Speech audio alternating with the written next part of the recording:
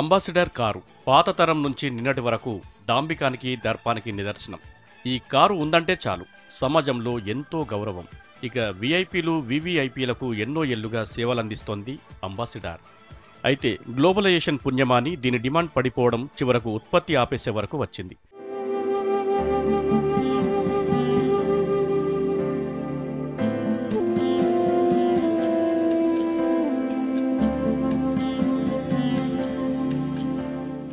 అమ్మకాలు ఘోరంగా పడిపోవడం, డిమాండ్ అసలే లేకపోవడం, మోయలేని రుణభారంతో కార్ల తయారీని ఆపేస్తున్నట్లు హిందుస్థాన్ మోటార్స్ కంపెనీ ఒక ప్రకటనలో పేర్కొంది.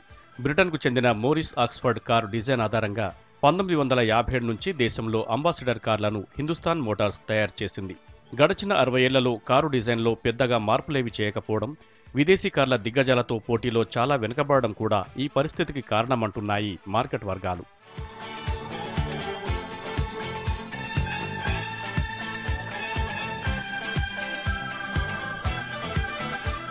అనేక కొత్త మోడళ్ల కార్లు భారత్లో కస్టమర్ల మనసు దోచుకున్నప్పటికీ అంబాసిడర్ మాత్రం చాన్నాళ్లు రాజకీయ నాయకులు, అధికారులకు అత్యంత ప్రీతిపాత్రమైన వాహనంగా నిలిచింది.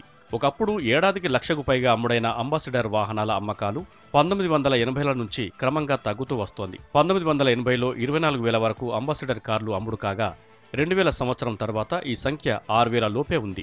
తాజాగా రోజుకు 5 కార్లు మాత్రమే బయటికి విడుదలయ్యాయంటే వీటికి డిమాండ్ ఎంతగా పడిపోయిందో అర్థం చేసుకోవచ్చు. దీనికి తోడు ప్రత్యర్థి కంపెనీల నుంచి పోటీ విపరీతంగా పెరిగిపోవడంతో చేసేదేమీ లేక కంపెనీ వీటి తయారీకి ఫుల్ స్టాప్ పెట్టేసింది. కొత్తొక వింత, పాతొక రోత అంటే ఇదేనేమో.